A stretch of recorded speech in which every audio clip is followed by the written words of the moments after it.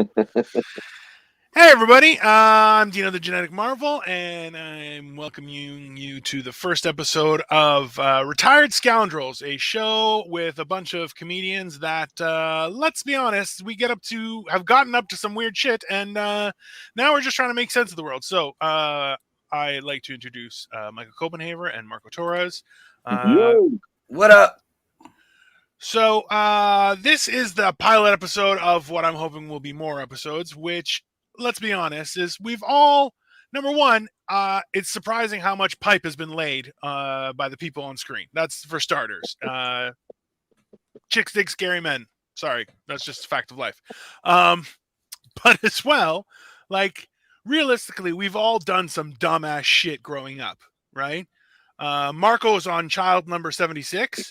He's trying to repopulate Ohio by himself.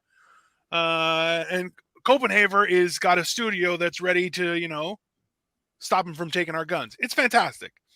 But realistically, what we want to talk about today was just kind of making sense of some shit that's happening. So for starters, thankfully, I think we're all over the age of a possible draft. So that's a win. But basically, war, what is it good for? Opinions, please. Good for killing. Good for killing people. That's good for the economy. It's good. Well, look. And in every economy, like if you go throughout history, especially in the U.S., our economy has never boomed more than when we were at war. That's not a lie. Okay, here's a question for you guys then. Realistically, after both world wars and massive PTSD events, right, there has been a huge boom in childbirth, right? In all honesty, I even told people at the beginning of the pandemic, I said, listen, when this kind of stuff happens, people tend to have more kids all of a sudden, and pregnancies can go up. Do you think that this war might be that as well, to kind of get the numbers up of people making babies? For us, no, but in the Ukraine, they probably have a breeding program going like the Germans did. What's up, walkie talkies? We're talking. We look more like we're doing the total opposite of depopulating. We're trying to force this whole killing babies issue, and then all of a sudden, in the midst of that, we got a fucking formula issue. So I mean, it looks like they're nipping it in the bud, like right there at the fetus. Well, listen. I think history has told us that if you want to kill babies, you have to kill more than one at a time for it to be legal. That's kill one at a time, multiple babies. Yeah. On another show, we were talking about how there's a guy who was responsible for two things in his lifespan. Number one, he added lead to gas, which destroyed people's brain power. And then the other one was he's the one that created CFCs, which caused the hole in the atmosphere. So you're like, that guy twice almost killed humankind across the board. Like, just in another life, he's getting fucked in the ass by Mother Nature. He has, like, that's the only fair justice, right? So now, listen, I don't know. Do you guys have any friends who are overseas that are I guess living or working over there or involved in any of this stuff? I know I have family in Greece and stuff, and Victoria has family in London. So I have a friend that's it's a mutual friend. You know her too, Olga. She lives over in Russia. She for a minute, she was giving me my little inside scoop on what was going in and on out there, so I'd have some semblance of the truth. Yeah. But even like the last time, they're making it real hard for them to reach out to anybody out in Russia or whatever. So I mean, it is what it is. I ain't gonna get the girl in trouble for having a conversation, Well, and that's part of I appreciate the idea of free speech, because it's not about everyone being able to have their say. It's about, hey, let's talk about it. That's what doesn't make sense to me anymore.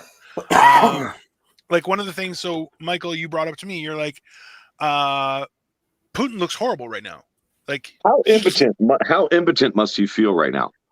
He probably figured we're gonna roll in there, we'll be done 4 days tops. Yeah, it's been 2 months, 3 weeks, 5 days. 2 months, 3 weeks, 5 days. Now, do you really think that this is really rolling like that, though? I mean, because honestly, I mean, and this is either side. If this is such a big matter, and these two countries are so displaced from everybody else that are, that are putting their fucking nose into business, for the Ukraine to end this war right now, one nuclear bomb. One nuclear bomb. For the USSR to end this right now, one nuclear bomb.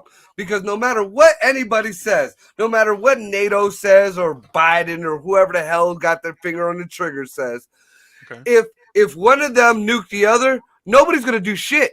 There's gonna be some war trials. There might be some sanctions, but nobody's gonna end up shooting any more fucking missiles over there because then you're gonna take out the rest of the world. But if one takes out the other, I mean, that's over with. So there's something behind this of the Russian, because we all know nobody's stupid. If the Russians really wanted to, they would roll right over the Ukraine. Ukraine is what, the size of Texas? I think that you're a little mistaken there. They are armed to the teeth, thanks to the United States, thanks to Great Britain, thanks to France.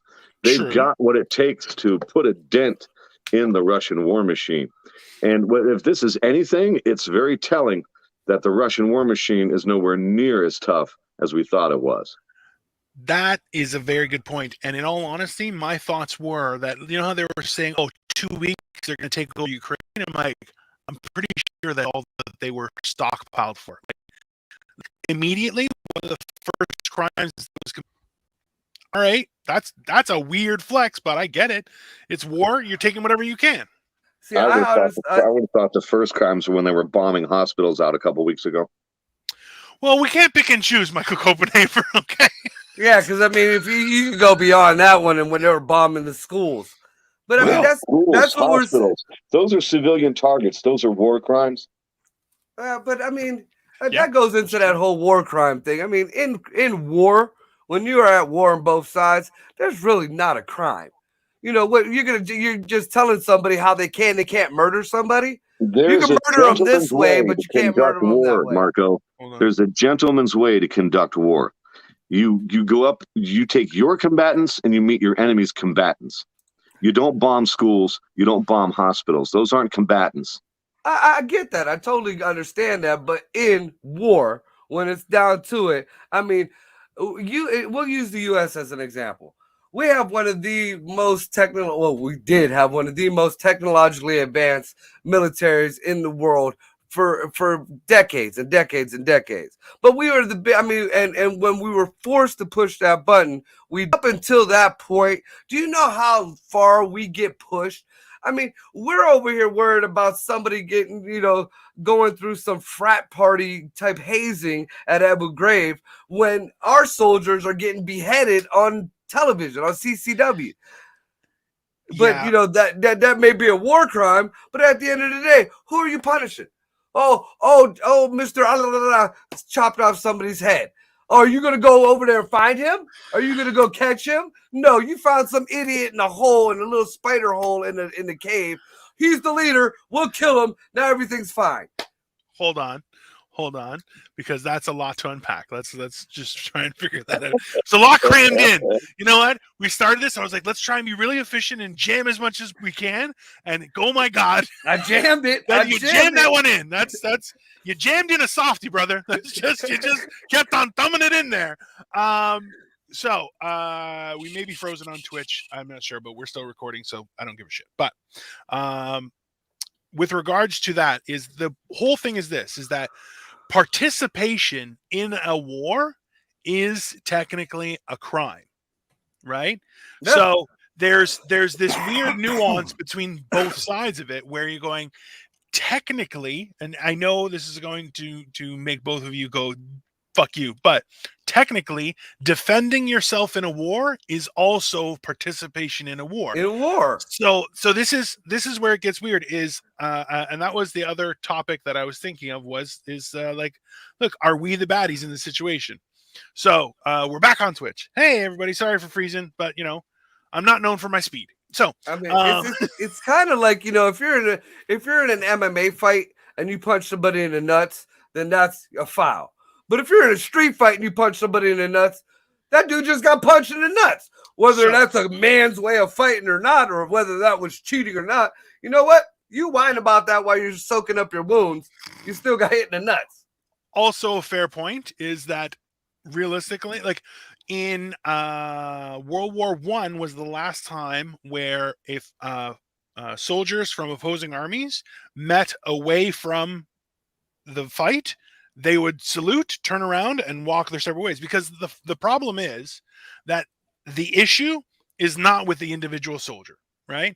No. So, and look, it was after World War II or after World War One where people started doing like crazy shit and started using mustard gas and stuff like that. Which, look, man, that's a horrible way to die too, right? Like, there's a certain benefit to, hey, I'm just going to explode and done. You know, that's World pieces War of One Dino was for the everyone. beginning. World War One was the beginning for chemical weapons. They used mustard gas and chlorine gas. There was something else Yeah, too. you're right. There was something else that they mixed in there. But yeah, you're absolutely right. Look, But sorry, go ahead. and this is another thing that I don't understand, because this is how a lot of, and the U.S. is famous for this shit too, how they remedy the whole war crime issue. You know, at one point we would have soldiers, warriors throughout. You know, it was rape, pillage, murder. Take no prisoners. True. Well, that's war crime. So now we take out the rape, we take out the pillage, we take out keeping anything good, any of the spoils of the war. Murder them all. Just murder them all. You can't fuck them. You can't take none of their stuff. Just make sure they're all dead. That's how it's remedied. That don't really. I mean, fuck it. You might as well take the shit and do whatever then. So look, and that's the whole question: is who polices the policeman, right? And because look, the United States, they're under no uncertain circumstances has become the world police. Well, And- not anymore. Well, but this is the problem: is they were never given the proper accommodations to police the world. They were only given all the responsibility and guilt and the bill at the end, as opposed to, hey, everyone chip in and let's keep shit normal. You're not normal? Okay, the U.S. is kinda coming like the to shit last on your bed. administration. Right? But when you tell people that shit, you know, no, you're anti this and you're anti that, and you're turning your back on your friends. My favorite thing about Dino's comment is he compared the United States government to Amber Heard. Yes. Hey, look, Dino's The been U.S. stuck is on the coming to turd for a shit in minute. your bed. I will come and shit in your bed. That's right. Dino has been stuck on the turd for a minute. Guy, you know what? It's sweet vindication for every poor bastard who's been fucking slammed against the wall. Like, dude, my ex-wife talked shit about my entire family for years. Okay, I was lucky. I bounced, man. I was like, I'm out later. Okay, I'm gonna go start a new life. I'm moved to the other side of Toronto. Dude, But when I went for custody of my kids, my ex, I was the biggest racist white redneck. I'm like, do you guys know my last name? Don't even look at look at my kids' last names. Really? You know, drug my fucking grandparents through the mud, drug my oh, his dad was a dope dealer and this and that. So We what? are My dad's dead. digressing. Go back to the war. Look, but that's the whole think about it this way: is realistically, you can't just stand here and point fingers at everything without any responsibility, right? The problem is you got your hands chopped off and still having to take all the responsibility. Right now, what's happening is like, who is it in the Middle East? They took weapons and then we're like, hey, can you turn the tap on for some more gas? And they're like, fuck you. No. Didn't we just give you weapons? They're like, maybe.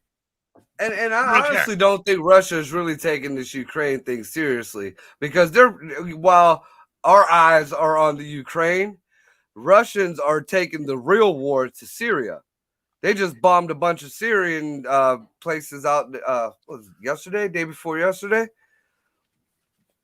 Yeah. It's Syria.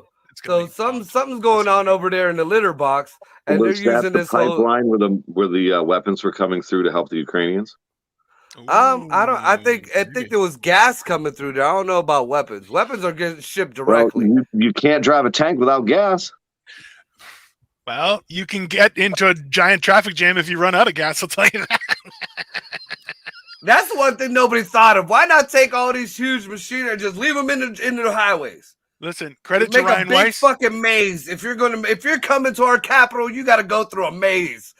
Look, that's why they put those barriers. They cross them over and separate them. So you're like, you can't just drive through. You got to look. And credit to Ryan Weiss, where he keeps on bringing it up, and he's like, listen, he goes, I don't understand why every war there's a fucking everyone runs out of gas in a convoy. It's bullshit. Doesn't make any sense. It's fair. Also, too, though, the escalation originally started because of Ukraine being coerced to become a member of NATO, right?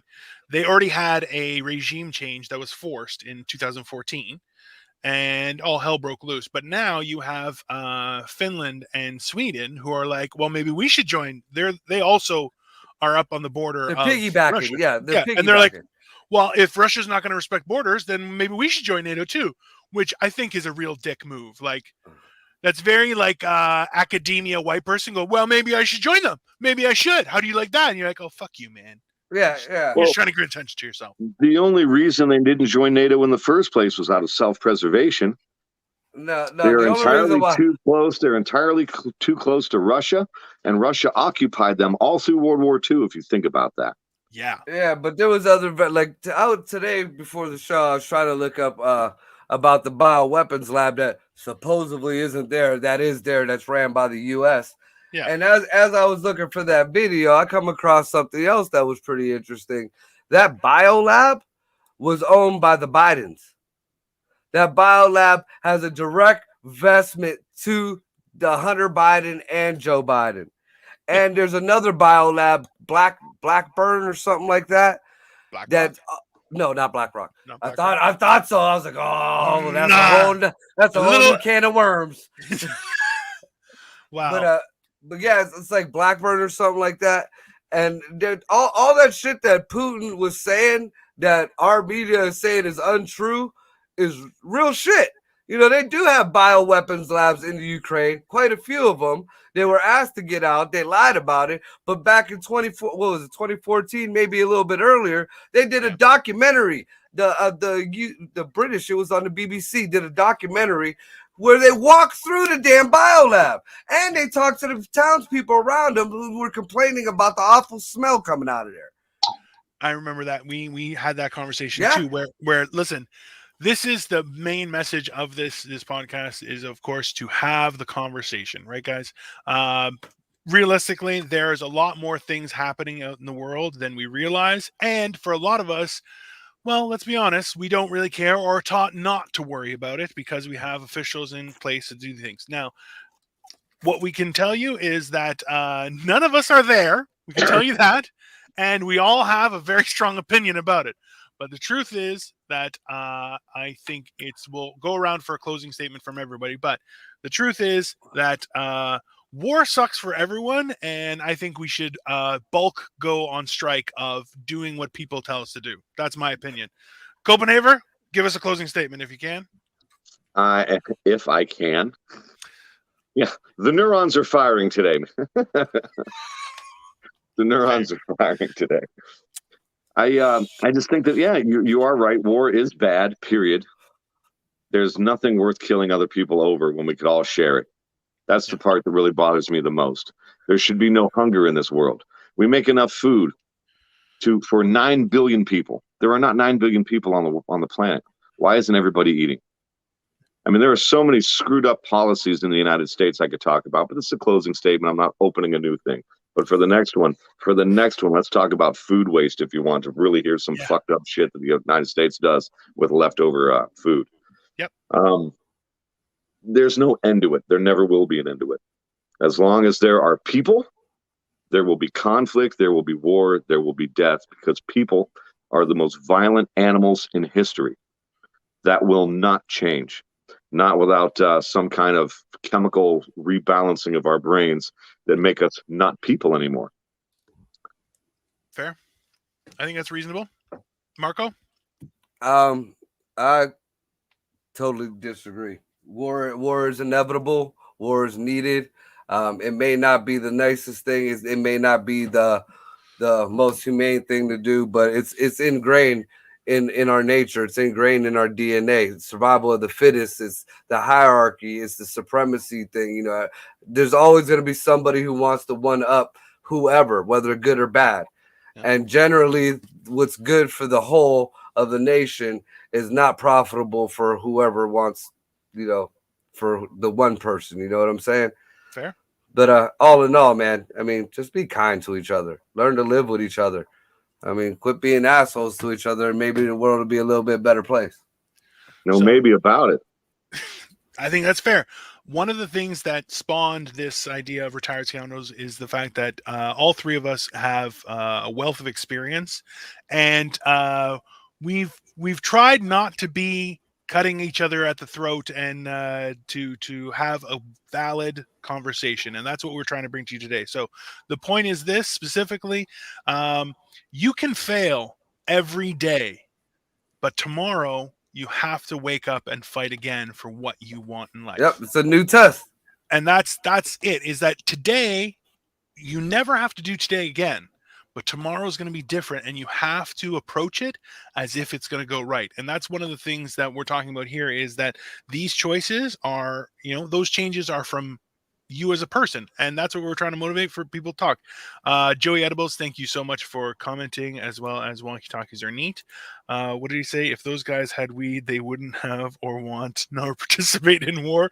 We need to promote THC culture in the Balkans. Listen, the first wars That were doesn't driven by work here. methamphetamine. Well, also true. It doesn't work here. No, not at all. Because I mean, now we got We people got that trying to weed. knock over the dispensary.